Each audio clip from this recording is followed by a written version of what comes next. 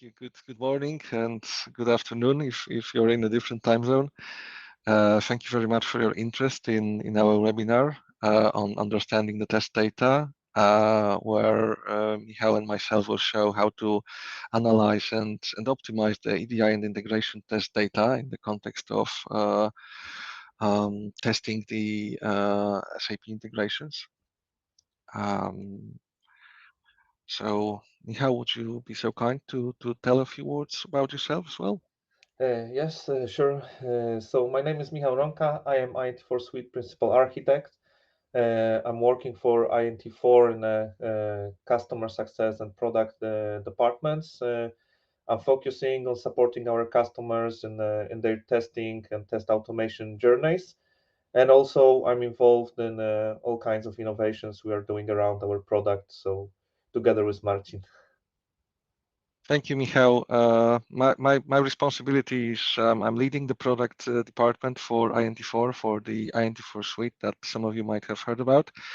I'm also responsible for our customer satisfaction, and I'm quite excited to be here with Michał and show you what are our latest achievements in terms of the test data processing and analysis. And also give you a little bit of a broader context to what we do believe about if it comes to managing the test data and test execution. Hopefully, all the pieces land together as we go through the webinar, and I wish you a pleasant journey here. Just a few words about ourselves. We are INT4 AG is an SAP partner, and we believe we are a market leader in test automation for SAP systems integrations. We believe that we can make an impact through automation to unlock human potential, and our brand promise would be to take only 60 seconds to guarantee a flawless system. That's a big promise, and I believe in our product department we are making steps toward that promise every day. One other thing about us is that we love to share our knowledge, and this is just a few of the SAP press publishings that came from our authors, from our consultants, and in general from our employees.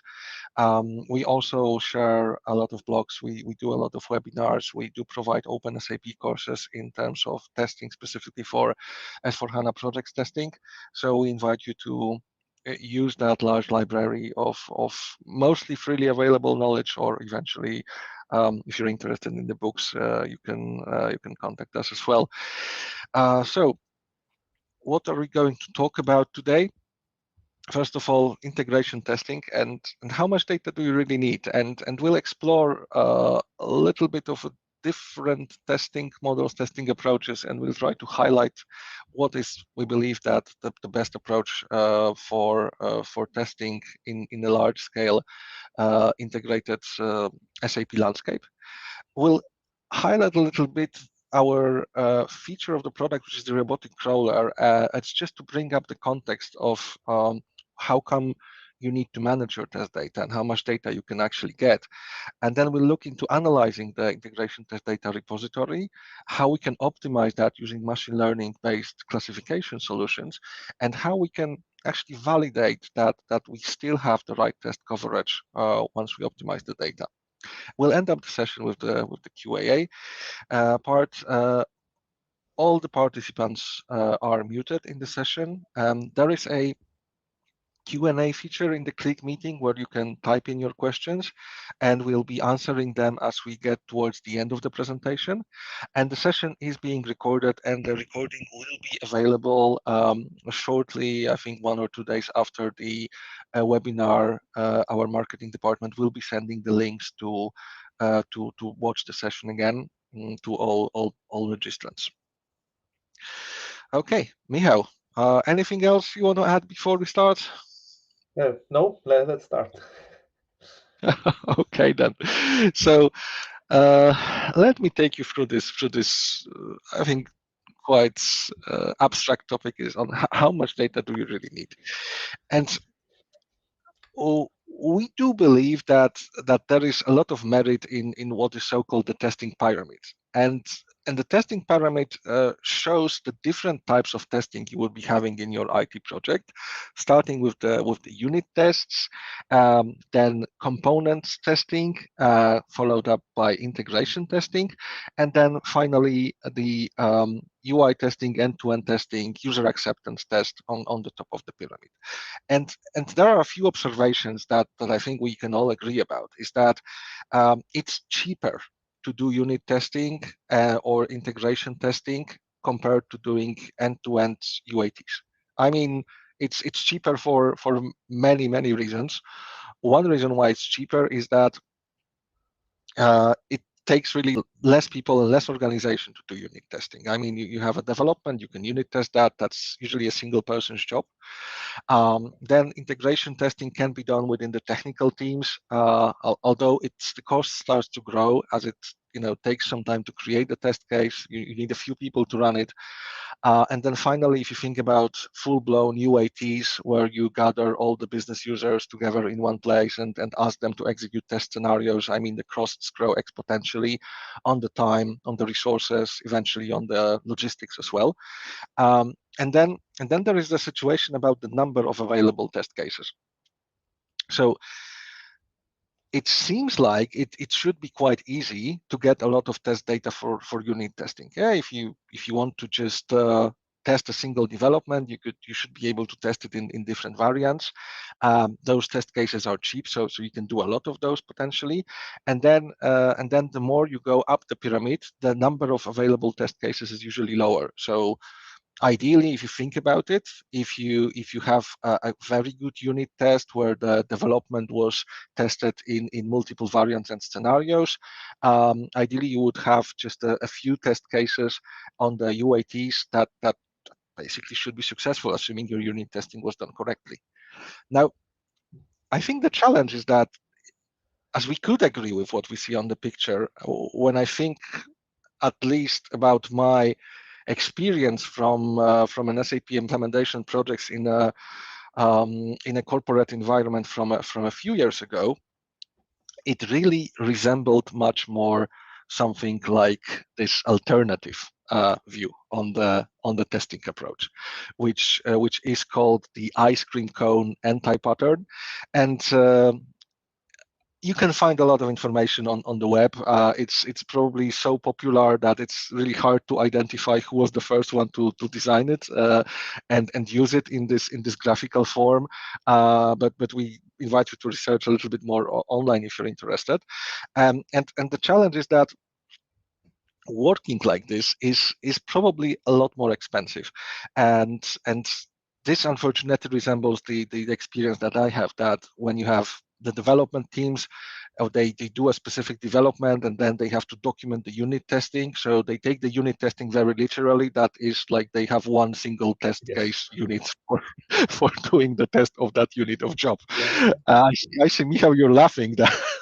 Yeah, because you know the unit should mean one unit of code, not one unit of a test. Yeah, and I fully agree with you, Martin, that it's we see it a lot that it should be a lot easier to test each and every part separately, because then it's a simple test, like usually some input, some output, if we are talking about integration. If we are going up, then we have more people, more moving parts. It's obviously much costlier and much more complicated to organize this. Yeah, so but I believe that this anti-pattern is used because it's the E2E tests are so big that the company needs to prepare for it. They know it will be costly, they know it will be huge, so everybody is preparing for it, and they forget that it will be really helpful to test a lot at the bottom, right? Yes, indeed, and I think there's always the element of time, resources, and pressure. I mean, if you have a development team, they are usually quite busy. I mean, I've always seen that some less prioritized developments would slip out of the build phase and be completed only during the testing event. So I think there's also the element of time pressure that is leading to the fact that the developer just wants to quickly get the job done, and then the time spent for unit testing is is really low. And I agree with that, that there's also the integration tests that usually you have some test scenarios built, you have some example files that you're pushing through your landscape, and then you're getting some more tests, and you're getting finally to the end-to-end and manual testing where I remember in my company we would gather like in an office probably 50-60 people from different business organizations testing the finance, controlling, sales, warehouse, and then going around the cycle of creating defects, fixing them, and so on. And that means that a lot of the unit tests that could be done earlier is actually done again and again during this testing period as the defects come from the manual tests, and that makes it still longer and expensive. And there is a few ways to look at it. I think the one that is probably most compelling is represented in this chart, and that's another observation in the test and development area. And again, you would probably find a lot of pictures like that if you ask Google about, or any search engine for that matter, about the shift left approach, which basically goes around that, I don't know, if you think about it, if you think about it, if assuming, let's say, for each hour of development you need to spend 1 hour of testing to get things right. Well, I think we can all agree. And this is represented by the area in the blue portion of the chart, which shows the actual number of tests done.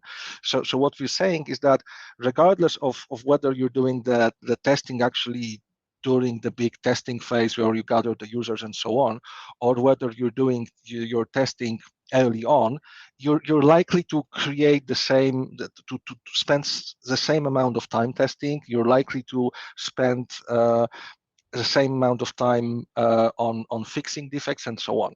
And the challenge that we I think all observe is that the later you find the defect and the issue in your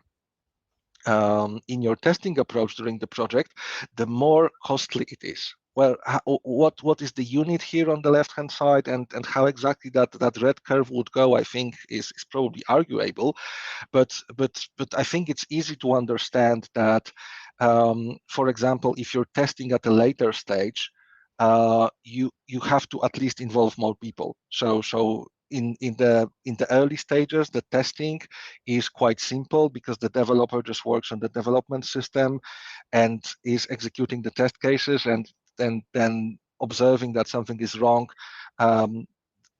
The development can be just fixed in place, retested, and so on. If you find the defect later on, let's say during the integration tests, you already have that cost of, for example, agreeing to move the transports from development to the test system. So you're spending more time to actually do the same retesting and defect fixing progress. If you're doing that during UAT, it gets much more complicated because it's no longer the developer alone working on it, but you have some people testing that, you have somebody creating defects, you have somebody managing defects, then you fix the defects, and again transport to the test or QA system. So the further you go, the cost of fixing issue goes really up, and eventually, if you find a defect after you went live, then there is not only the cost of the change approval board, the organization of testing, moving to production of the changes, that takes much more time compared to the time the developer would spend on the development system. But it also can generate costs because you're simply hindering your ability to run business if the defects pass on to the production system. So while there are many ways that we could look at why the ice cream cone testing approach is an anti-pattern, and it's costly. I believe the sheer fact that finding defects later brings you more cost to resolve them is at least the one good reason to avoid that ice cone anti-pattern. I don't know, Michał, do you want to add anything to that? Yeah, Martin, I would like to just rephrase what you said, because this is really crucial for me. I was working for the years as a developer on the projects and architect. So we should always remember that cost of fixing issue is not only like a developer fixing it, yeah, because as you said, it probably will take same time if we found it in testing phase and if we find it in the development phase, yeah, because the bug is the bug, yeah, you need to correct the code, but whole process and how many people you need to involve, yeah, we need to remember that this cost is time in our business basically, yeah. So if I can find the bug when I'm developing it during my unit test and I can fix it in 10 minutes after and nobody knows about it, that it was there besides me, yeah, it's much less costly than if it stops the whole day of testing when the people, like a team of 10, 15, or maybe 50 people are waiting for me to fix it. Yeah, and this is like a sheer cost of time, but imagine the pressure that is on me. If everybody in the room is waiting for me to fix the bug I've made 2 weeks before, yeah, and maybe I already done 5 or 10 different developments during that time, and I need to think back, yeah, what was the root cause, where it is, and so on, yeah. So you need to put all those factors in it, that this is not simply changing the code, yeah, maybe it's one line, maybe it's a typo, yeah, but and I will fix it in 5 seconds, but how much project is dependent on that, yeah, how much time we need from this typo fixing to make it back to UAT system and restart the whole group, yeah, that is waiting for it. Thank you, Michał. Indeed, I think most of the people that went through a large implementation project would share that type of experience. So we want to leave you with the correct approach in mind,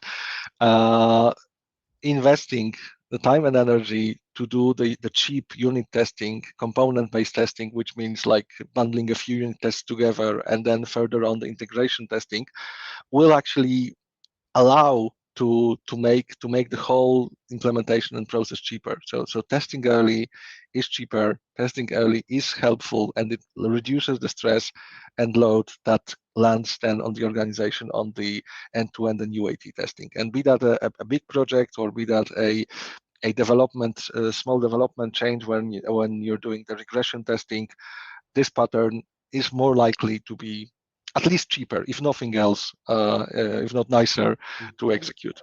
So, Michał, I hope you can take us now through the interesting part where to take all that data for the unit testing. Yeah, so the question, we already said that it's good to have a lot, yeah, of those simple tests, yeah. So when we are preparing the tests, yeah, we see like 2 common approaches, yeah. You are a developer and you would like to create your unit test or component-based test, so you can handicraft it based on the scope or and technical description. You have some schemas or something like this. You try to figure out how this message will look like, If you are in a bit better position, you can involve somebody from the business to tell you, okay, this is the correct example, we can use this, or we can use this document and this document and this, yeah. But Marcin, and that this is like, okay, I need time for somebody from the business, it's not easy. And then how much how many examples we can find together, yeah, 5, 10 if we are lucky, yeah. And okay, this is this is like really correctly selected, maybe it will fill in our the coverage that we need. But what we are proposing really is, let's make it really big, as we show on the pyramid. And for example, let's pick up the last month of production data for a given interface. Yes, so for sure our suggestion is this. And because of that, we are providing a tool to do this, yeah, because you need a way to achieve it, yeah. So what we are delivering within our product is a robotic crawler that is going to your production system, typically collecting the data there, orders, invoices, finance documents, all other types of documents, and is putting in this nice organized test case shells.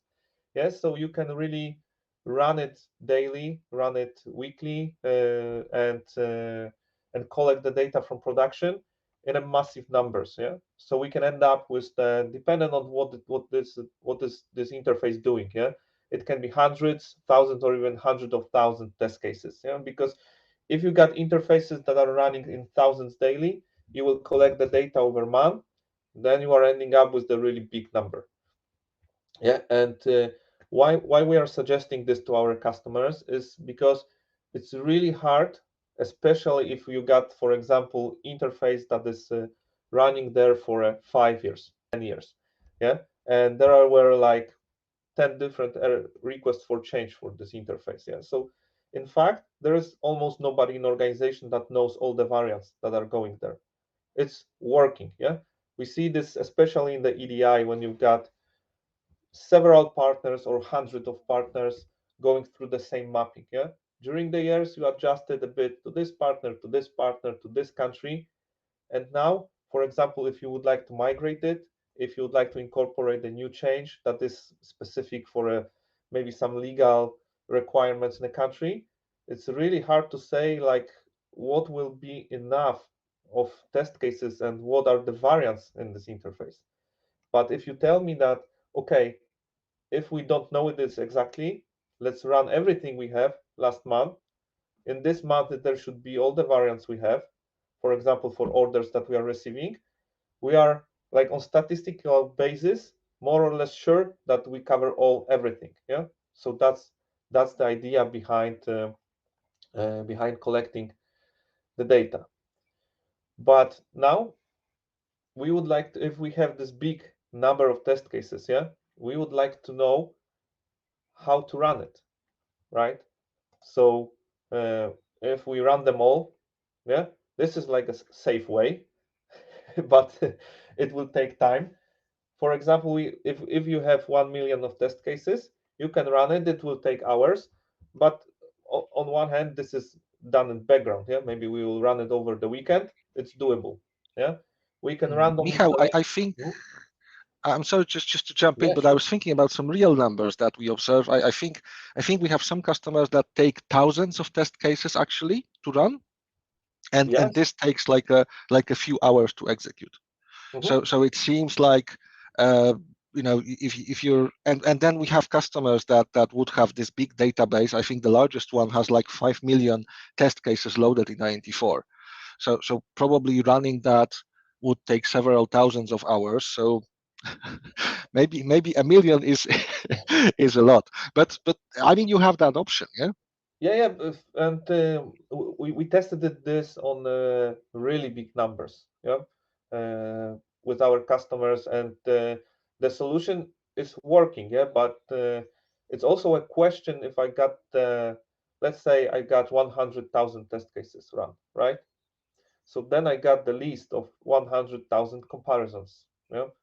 So if this is really something, I will go into details and see if this is doing what I would like to do. If everything passed and all the messages are compared correctly, I think it's okay. Yeah, but if there is an issue in like 5,000 because of one change in the mapping, then it's like, it's become complicated. Of course, this is doable and we're doing it on a daily basis, but we are seeing that there should be, and there is a search for how to lower this number and don't impact the coverage. Yeah, so you can of course randomly select it or play around with the filtering of this, but what we would like to propose, and I will show this to you right now, is that we are providing now the tool to analyze what you have in the data, to be able to split it logically and be able to run what you really need to run. Yes, so let me jump to the system now for a quick demo. Martin, if you can just confirm me that I'm sharing. Yes, I can see you're sharing your screen, and Okay, so this is quite simple, but at the same time it's really powerful. So you can define analysis here, and we define several for our Edifact examples. So if I open such analysis, I'm just pointing to the folder that contains my test cases. So in this case, I got 20,000 test cases that are EDI messages, EDI sales orders. And in here in dimensions, I can point to the places in this file.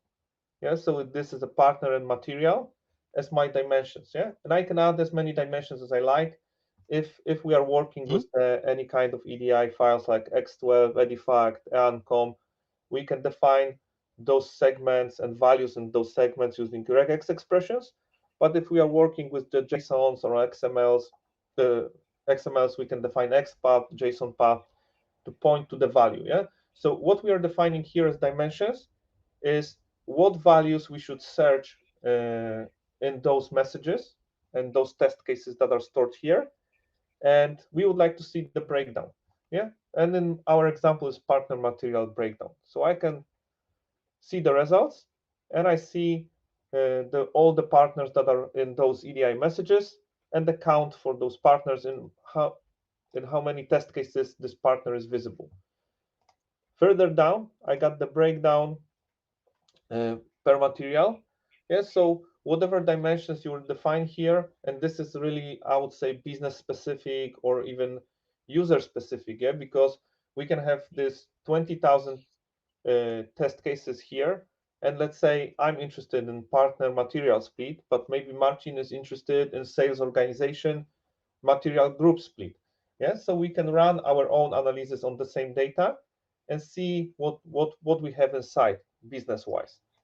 What is really great if we got the split, yeah, for example, partner material split, we can click here to manage structure and I can copy this whole structure or move the test cases into this structure. So imagine, as we said, I got the bucket with 20,000 test cases. And now I need some input information, yeah, what is really inside. And if I know what is inside, that, okay, those are this many partners, this many materials under the partner, I would like now this to be reflected in my testing structure. Yeah, and maybe Marcin will arrive with a different idea for a testing. Maybe he will test the, I don't know, the tax codes, yeah, and he would like to test only these tax codes that are specific for something. He can create analysis based on this and take only test cases that he is interested in. Okay, I need So Michał, how long did it take to actually run this analysis on this 20,000 test messages? So we can see it here. It took 8 minutes. Yeah, to analyze 8 all minutes. 20,000. Oh, Yes. okay. Yeah. Okay. So and then if I would want to play around with this data, can I also export it to Excel or somewhere else? yes, this is also planned to be able to export the results to Excel to play around with the data. Yeah. Because we understand that you can have, for example, in our example, you got 10 partners, yeah, but maybe you have 500 partners, yeah. So then it will be easier to use tools that are specifically designed to work with such data, and we will prepare you the extract that is split on the dimensions you like, and then you can manipulate it as you will. So basically what we did here, Michał, just for me to rephrase it for the group and maybe for my understanding as well. So we took a historical sample of EDI orders. Yes. And you took 20,000 of those. And then you're saying, okay, in those orders, I have specific data, partners, materials, you name it. We can choose whatever we want. And then we're basically doing a kind of a analysis of that as we would do it, like if we would have the orders in the database. Just we're taking the EDI messages here and we're browsing through them from the dimensions that we want to. Yes. Yes. So the goal was here to give this business-like input on what we have in this 20,000. Yeah, because we see that for example, you are running this business, yeah, and you are working with the EDI orders, yeah. And I will say as the technical guy to you that we got 20,000 test cases for your orders, yeah. And now you think, okay, are those guys have like real coverage, right? Or they have 20 or 900,000, test cases for my one partner, and then few for the other, and we are missing the rest of them. Yeah. Mm-hmm. So now I can really, in a simple way, provide you the business insight into what we are testing as a component-based testing, yeah, or a unit testing. Yeah. I can say, Marcin, Mm-hmm. I see that we have 10 partners that are using this interface, and I got test cases for all of those partners. Yeah.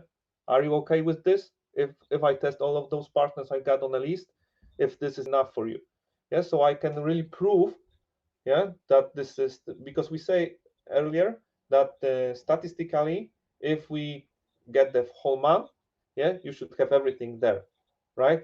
And now I got the proof for you, yeah, that is saying, okay, this is really everything is there.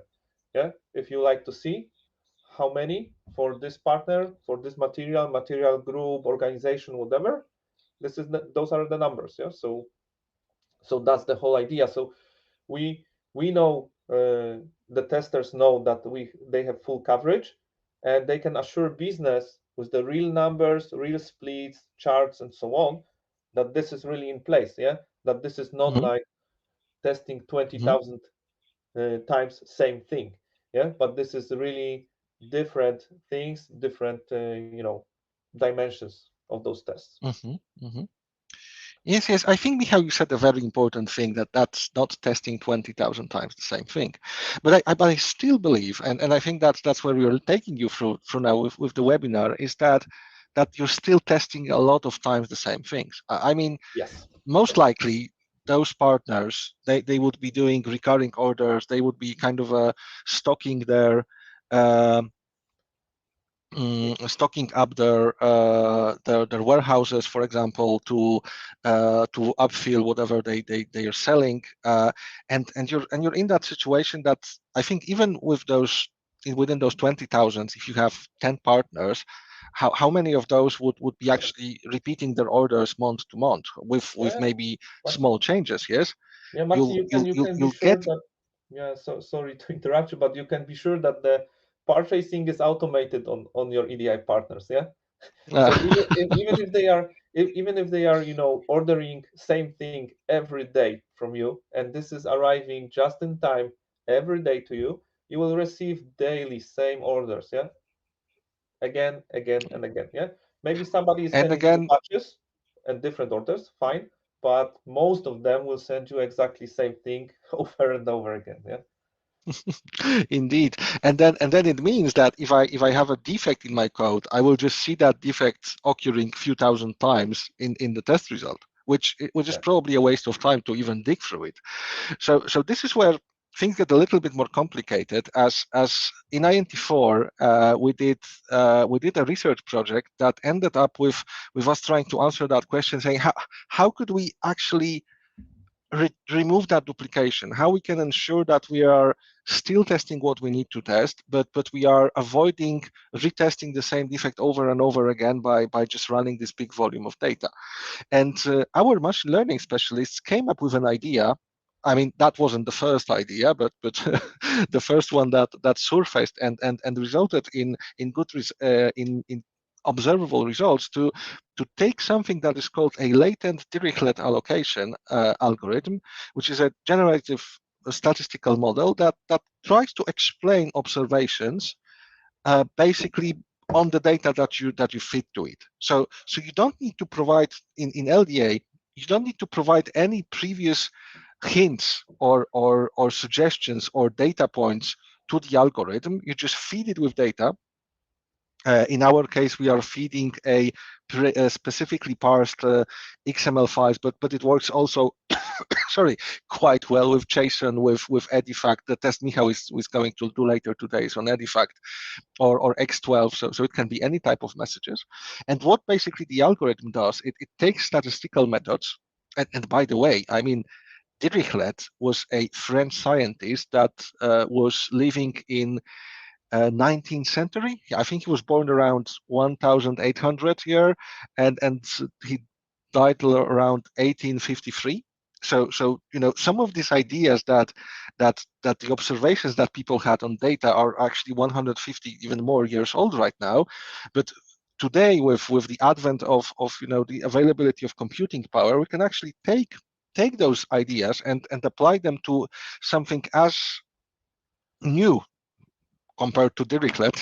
XML is quite new, and it still brings observable results. And what happens is that basically the messages are translated to a set of numbers, which are then going through some statistical calculations, which I think it would be quite hard to understand and explain within this webinar. And what you're getting is something similar to the picture you can see on the right hand side. So each of the blue dots here represents a single document.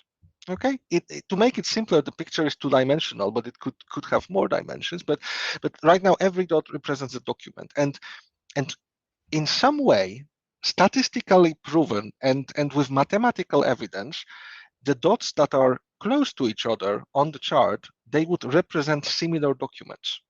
So we could say those documents here are quite similar. Those are quite similar.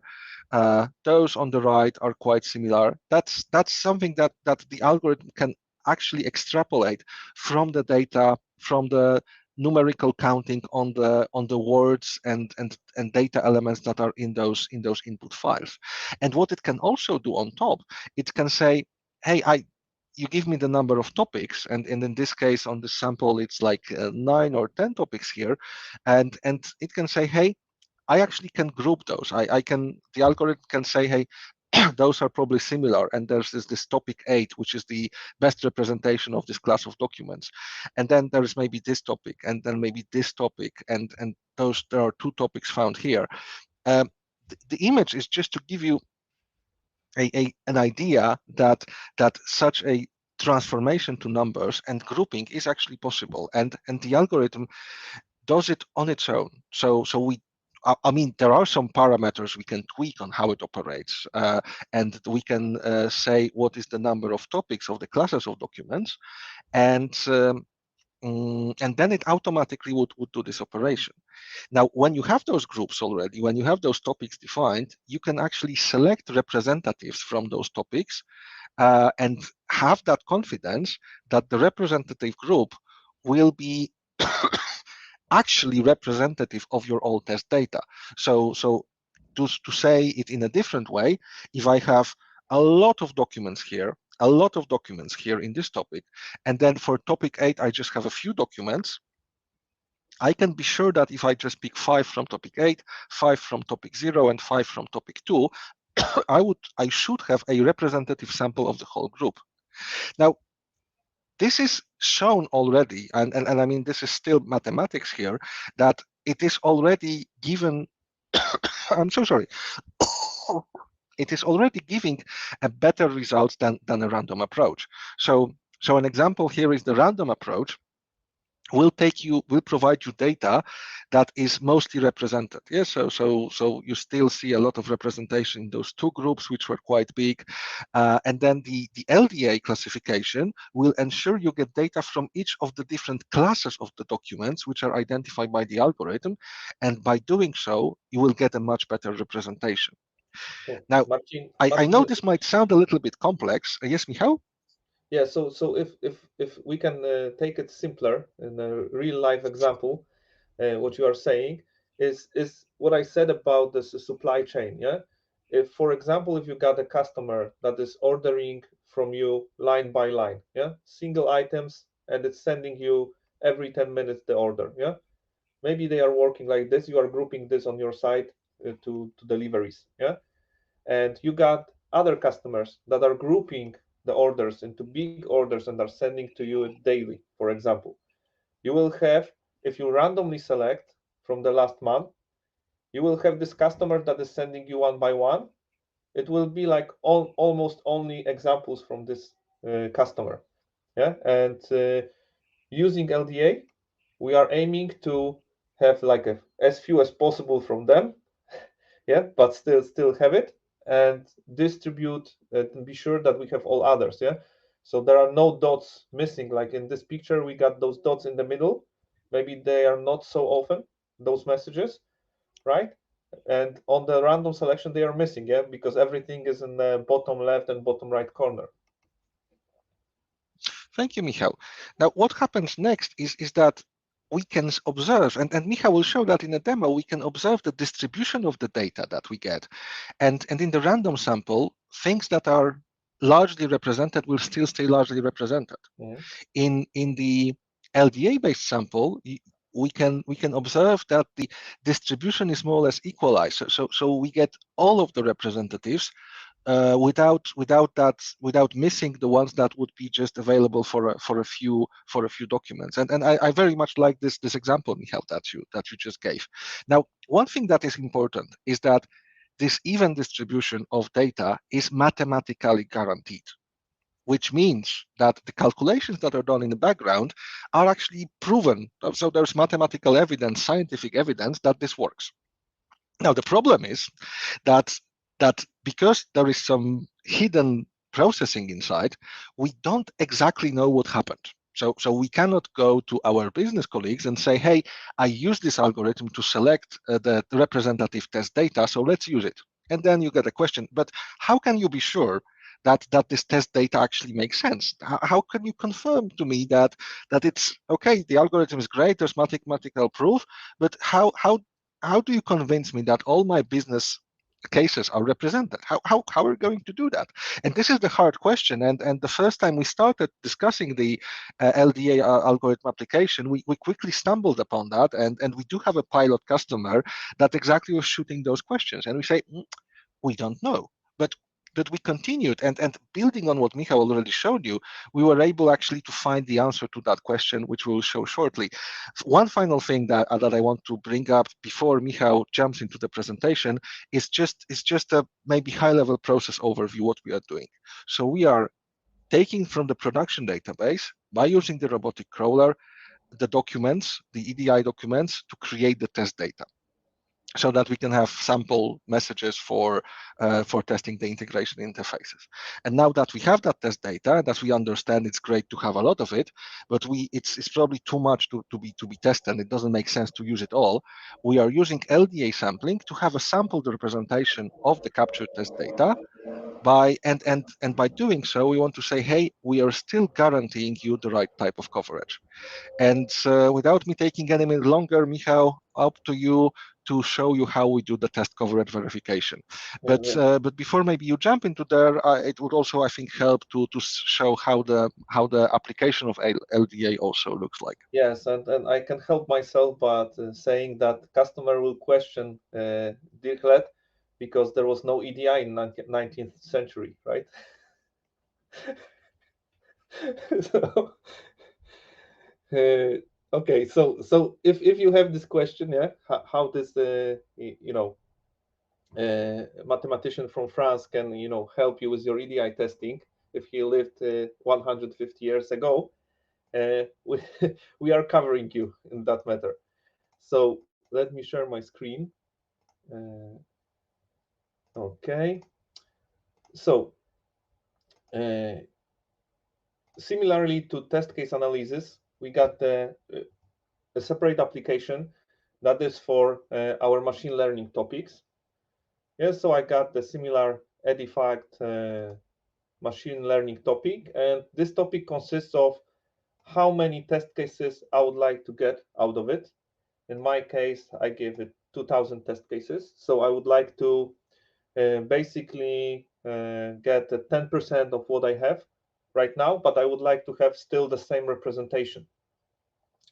As Marcin showed, this is really important that when we are sampling the data using LDA, we don't want just the best fit for the given group.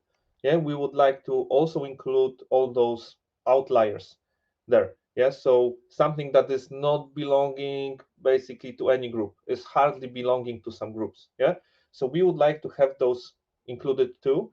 And this is those parameters are for this selection. Yeah, so we can select how many in percentage wise unfit test cases should be included. Below, we got all the PAL parameters for LDA algorithm. What is really crucial for me here, we are asking you to provide the number of topics, and the rest of this is predefined by us. Yeah, of course, if you are a data scientist, you'd like to deep dive into how LDA is really working and fit, try to look for a best fit for you, you're welcome. All the parameters that the algorithm is using are exposed, but we can promise that you can have already quite good outcomes using the defaults that we are using that are based on the research, other papers, and so on. Yeah.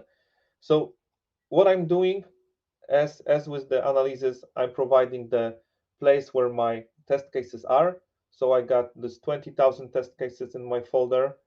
I can here, to help the LDA algorithm, exclude some data from the messages I have. Yeah. So for those of you who are familiar with Edifact, you see that I'm excluding all the headers, all the footers, dates, and also the number of a document that is irrelevant because this is just a number. So I will be focusing on the segments that are providing the data that I'm interested in. So the partner data, I will be interested in materials, and so on. Yeah, so here, if I'm working with iDocs, I can also provide the qualifiers.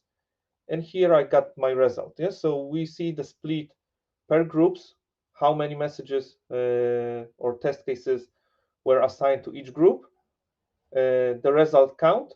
So I got 10 groups. I would like to have 2,000 messages. So this is split this time evenly for 200s.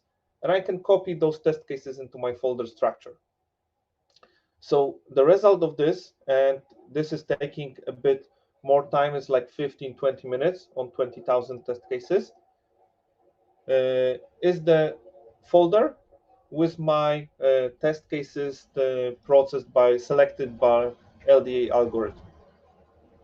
So now I've got those 2,000 test cases that should represent what was in this 20,000 test cases group. Yes, so how I will prove that what I have inside the smaller group LDI sampled is in fact reflecting what there was in a big group. Yes, so to that we are offering you the comparison between the two folders. Yeah, so I can copy such analysis. So it will have exactly same dimensions as my original one. I will point to my machine learning results with now 2,000 test cases, and I can compare those two. Yeah, so I will see that originally what was the count for each partner and what is the sample count.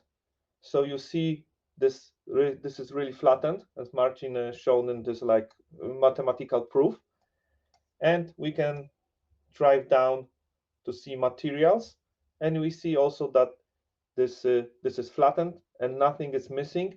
If something would be missing, we will mark it in red here that, hey, look into this. For example, this material is missing for this partner, or this partner was excluded fully. Yeah? So it depends really on dimensions, what we are comparing here. And just to quickly show you that this analysis is working faster on the smaller group. Also, we got the separate analysis that is analyzing only materials on the original group. So we can check the results. We see this is how much materials we have. This is 20 different materials, different counts.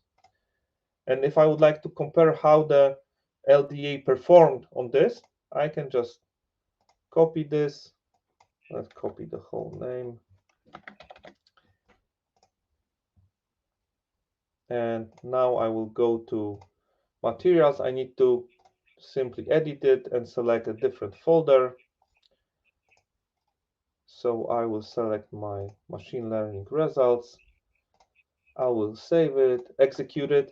It will take around 1 minute to check those 2,000 test cases for what materials are inside, because there are many materials in each message. Yeah, so it needs to extract all the materials, not only the first one, but all the materials, group them, analyze in how many test cases given material is present, and it will give us a split. And then we will be able to compare this 2,000 test cases that are LDA sampled with our original group of 20,000 test cases and see if the coverage is still there.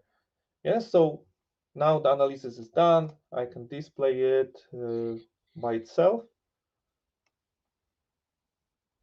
Yeah, so I see the materials are there.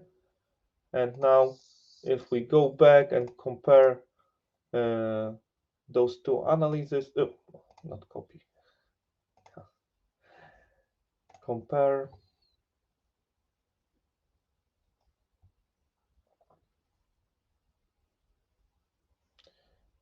We see that all the materials are still there, and we see that the distribution was really flattened. So we see that everything is represented. No matter if you see here, we got only 113 of those materials. So LDA left us 60 out of it. Yeah. So it's, and here we got, for example, over 3,000 and we got 300. Yeah. So it's trying to evenly distribute those values. Yeah. Not to like randomly select everything. If we randomly select, probably we will have one or two of those. Yeah. But if we are using LDA, it's much more evenly splitted. So Michał, to kind of summarize, we've taken the 20,000 messages from production, and then you run the analysis to see how many partners and how many materials you have. And Yes. then maybe just to repeat it, the dimensions you chosen, partner and materials, those are free to choose. So you could work, as you mentioned, on any other dimension. I don't know, tax codes, sales organizations. It could be finance documents. It could be material management documents. You name it. Yes. Marcin, I would say it's whatever is in the inbound file, you can take it. Okay, and then you look at the data, and then you see, okay, I have so many representatives, and then you're saying, okay, I want to reduce the number of documents of the test cases, and I'm using the LDA algorithm to actually bucket those and then pick a selection from those buckets. So I ended up in 2,000 messages, but despite losing 90% of the test cases, I'm still keeping 100% of the coverage because I'm still addressing the same partners and I'm seeing the same materials in the documents, yes? Yes, exactly. And you saw that LDA did it in roughly 20 minutes, maybe a little less. And I don't want to do it manually. Select this, yeah. Even Wow, if I I know, mean, that's amazing. yeah, even if I have this analysis and I see, okay, 10 partners, 20 materials, and so on, yeah, I don't want to do go to each test case, copy it, and create the separate groups, right? Simply, it will take me days to do it. Yeah, I would like algorithm to do it. I would like to be able to verify it quickly if I still have a coverage. And what is more important, even or same importance, I can go to my uh, LDA selected sample that I got analyzed here, right? Display the results, and I can copy this to this kind of structure. So automation will provide me creation of large number of test cases, limiting this to have a representative group as small as possible, I would say, and then help me organize it in a business friendly way. Yeah, so now if you approach me and you'd say, okay, we are doing the change for a partner 200, 100, I can say, okay, I got this guy in a folder here, and it's only 200 test cases. I can run them all. This looks really good, and I mean that's what we had in the presentation. I mean, how do you then manage the understanding of what this simplification does, and it's just great that with the report that we've shown, we can just analyze what we have and understand where it goes, and because the dimensions were already defined when we started the exercise, we're all there. I mean, that's quite great. And as we're getting towards the end of our webinar, I think it's a good time to bring up the key takeaways that we want you all to remember. First, I think the most important one for your testing execution work is that testing early is cheaper. I think that's the main thing that needs to stay. The second one is try to avoid the ice cream cone testing anti-pattern. This is something that might still happen in organizations, but we do observe that organizations that are able to manage their testing early, they just do it faster and leaner. And finally, given our new product feature, the machine learning assisted test data preparation for the unit and component based testing can actually secure sufficient test coverage with none to minimal involvement of business teams. So to run this all, to execute the robots, to analyze the test cases, and to get the results after the machine learning was applied, we didn't need any business help. We didn't need anybody telling us which partners are important, which materials to check, and so on. Because having the massive test data from production and being able to ensure that we keep the good representation, we were able to get to a reasonable number of automated test cases, because running 2,000 of those would be just an hour or two, by just applying the tools at hand, with some of them having a legacy of being, well, 150 years old. Michał, anything else you want to add, or should we jump to the Q&A section? Yes, one thing that I would like to add, yeah, because the definition of those dimensions, yeah, is really free.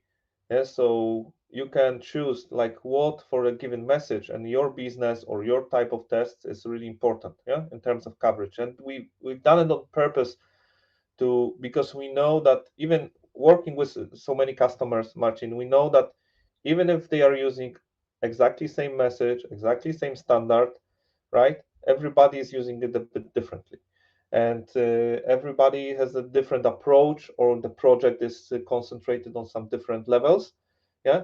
And that's why we are giving this as I like to say, is a real tool, yeah. It's like your imagination, what you can achieve with this, yeah. Because you can basically answer any business question, what is inside this data that we have in this bucket, yeah, using those dimensions, yeah, because you can point to anything in a file, yeah.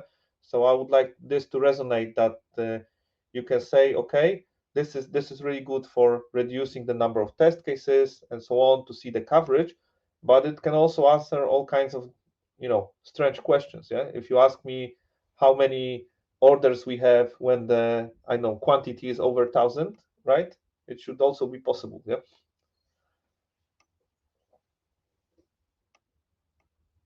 Thank you, Michał. I think I'll jump to the Q&A. It seems like we just have one question here that came from Roshan. Is it like having a golden copy using INT4 crawler? I think it's not about having a golden copy. The robotic crawler isn't actually copying the data between systems. But it is used to create test cases for integration scenarios based on the production data. So I don't think the golden copy is the right analogy here. We're probably running down the end of the presentation, and I don't see any more questions coming.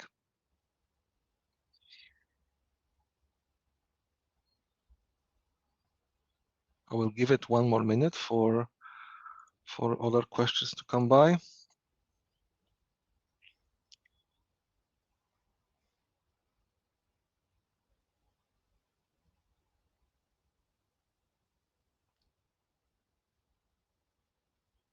Okay, we're at the top of the hour, so thank you so much for your time. If you need any more information, if you like the webinar, or if you want to hear more about integration testing and so on. Oh, there's a question coming from Advait. Production and test systems need to be in sync. So it depends, I would say. If we are testing if we are testing middleware platform, usually they don't, yeah. Because there is a processing, there is usually a mapping. If there is a lookup to the values, then this needs to be in sync. But in most cases, it should work. Yeah? If we are aiming to also involve the backend testing, and those documents needs to be posted, so then it needs to be more or less synchronized. Yeah, our tool is offering all kinds of mappings of the values, reducing from multiple values to the single value. So this is all possible. So the data doesn't need to be fully in sync, but then it involves a bit of configuration. Indeed, and I think it's just a question of what are the goals for your testing. There are organizations who employ something like master data replication. So whatever master data they change in production is being automatically replicated to the dev and QA systems using standard SAP solutions. And honestly speaking, if you want to have quality testing in a large environment, that's probably something that would be really helpful. Okay, there's another question. The solution only for unit testing. What about end-to-end testing, like order to cash scenario? Well, I think the best answer for this would be to really send Kalpesh back to our Open SAP training, because on there we discussed the various testing possibilities. So our webinar today was mostly focused about understanding what's going on in the test data. Now, this question goes to other topics, which is like test execution, running test scenarios, which means running several test cases in sequence. It results back to integrating with UI testing, because like to do a full order to cash scenario, you would need to not only trigger interfaces, integrations, but also trigger some transactional steps like delivery creation and so on. And I can say quickly, we can do all of that. So in the broader context, our software can enables testing this type of scenarios. We do have demos for end-to-end testing the order to cash scenario readily available. So that is possible, and we do believe that the application of the test data management features that we've shown is equally good on the on like unit testing, component-based testing. It could be also applied to filter out data for larger and more complex test scenarios. And then thank you here to Bartosz for providing the link to the Open SAP course. And Kalpesh, if you're interested, the Open SAP course will actually give you more details how this works on the complex scenarios as well.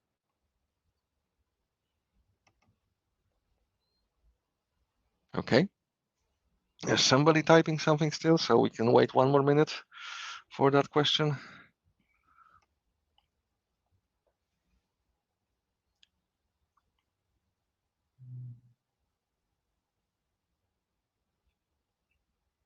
Okay, I don't see any more questions coming, so thank you very much for your time and for your attention today. I hope you liked the webinar and the presentation.